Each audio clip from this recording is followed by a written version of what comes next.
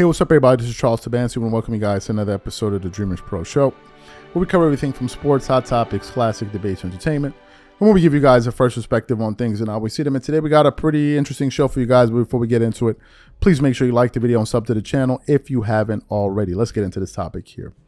So, as you guys know, I'm a Clippers supporter, but there isn't much news to talk about the Clippers because there's really nothing happening in the offseason, nothing to report here. No big trades, no big acquisitions, nothing really, being said. That being said, however, Paul George has been very outspoken all throughout the season. You know, he has his podcast. He's had a litany of guests come on there. I think the most recent high-profile guest he had on there was Draymond Green, where they discussed a range of things. But recently, what happened was this. Paul George announced, him and his team announced that they were going to be doing a solo episode, which is essentially him and the original cast, where they're going to be talking about a range of things, right?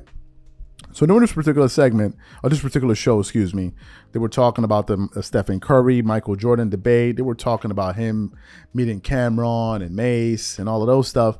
But then it got to the point where they were talking about the in-season tournament and the NBA schedule, right? And this is really where I want to where we start, what I want to focus on. As someone that has followed the Clippers, especially through some of their playoff runs, it's been clear to see that the Clippers have had some of the worst schedules probably of any team I've seen in a very long time. Think about this. The season in which the Clippers had that 2020, that run that they made in 2021 when Kawhi Leonard got injured in the second round in Game 4, I think it was by Joe Ingles or one of these guys bumping into him. Think about this for a second. During that stretch and after that stretch, do you know that the Clippers played every other night once the playoffs started until they were eliminated? Do you know this? Do you know that the Clippers at no point in time during their playoff run had more than 2 days off? Or had no more than 1 day off? Are you guys aware of this? There was no point during that playoff run where the Clippers had 2 days off. Like day one, like Monday, Tuesday, play Wednesday. Never happened. And I was saying to myself, after a while, fatigue is beginning to kick in because you're playing at home, then you're traveling to other teams, you're landing in that hotel, you're practicing. I'm like, what kind of schedule is this? Who sets up a schedule? Why is this only team playing every other night? It was quite strange. And this was something we complained about at the time. So to hear Paul George himself publicly accuse the NBA of giving the Clippers yet another ridiculous schedule, it goes to show you that it's not just something in our heads. So what we want to do is we want to play exactly what Paul George had to say about the unfair scheduling that the Clippers have been experiencing over the last few years. And he's also going to talk a little bit about the play-in tournament. Not the play-in tournament, about the in-season tournament. And then we're going to come back and give you guys our thoughts. So take a listen to what Paul George had to say there.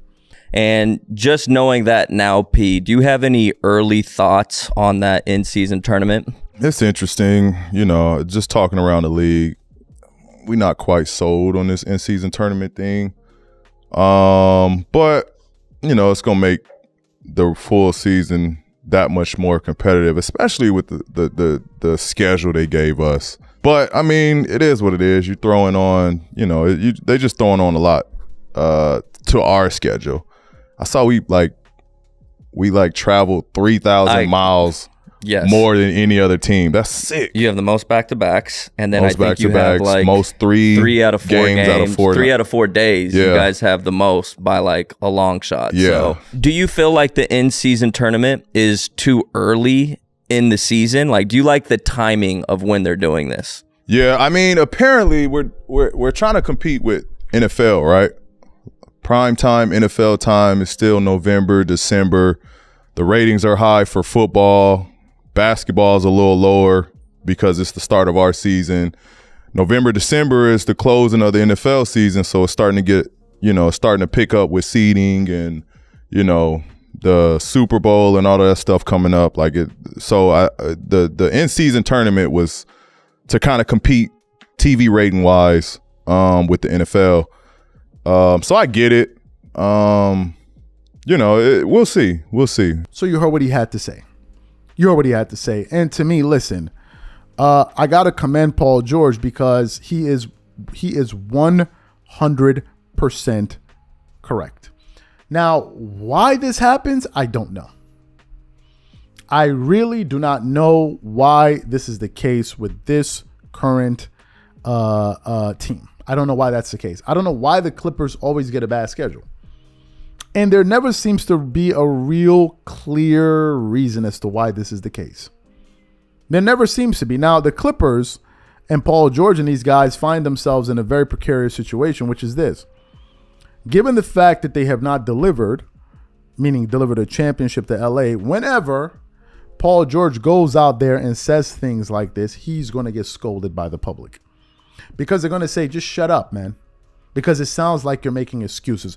Whether or not what he's saying is valid is irrelevant to these people, because they're like, it just sounds like a bunch of excuses. I understand that, and it may sound like an excuse, but it is a factor. It is a factor. To me, I don't understand why it happens. And if Paul George is saying this, I'm probably sure that the Clippers management have brought this to the attention of the NBA, especially because the NBA is the ones that they are the ones that create the schedules.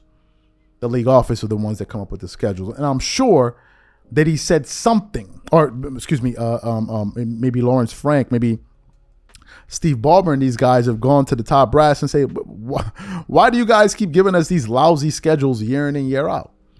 Why is this constantly what we have to deal with every single year? Why are you guys doing this? So to me, I expect the Clippers to be behind the eight ball this season. I expect them to,